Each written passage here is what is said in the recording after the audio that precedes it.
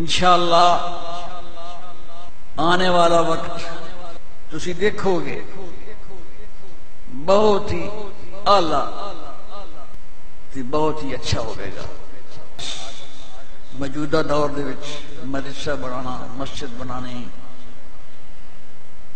یہ بہت اوکھی ہے، بہت مشکل ہے۔ عالیہ دے غلامہ نے اللہ دے فضل و کرم دے نال بالخصوص انگلینڈ دے دربار عالیہ دے جڑے مرید ہیں غلام، انہوں نے یہ بڑھ چڑھ کے حصہ لیا اور لے رہے نے۔ زکات دا مہینہ ہوئے، ویسے بھی مالی امداد تعمیر دے سلسلے دے بڑا کام کیتا انہوں نے۔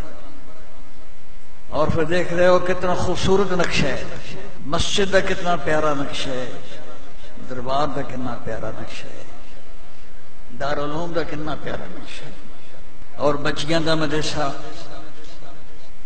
آج جڑی عورتوں نو لنگر کھوایا صرف بچیاں سن، طلباء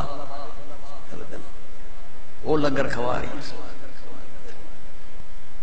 کالج بھی شروع ہو گیا، بڑا کچھ ہوگا گا انشاءاللہ، کیونکہ وڈے حضرت صاحب کا منصوبہ ہے، اور جو انہوں دا پروگرام سی اج اللہ دے فضل و کرم دے نال کچھ مکمل ہویا اور کچھ رانا ہے۔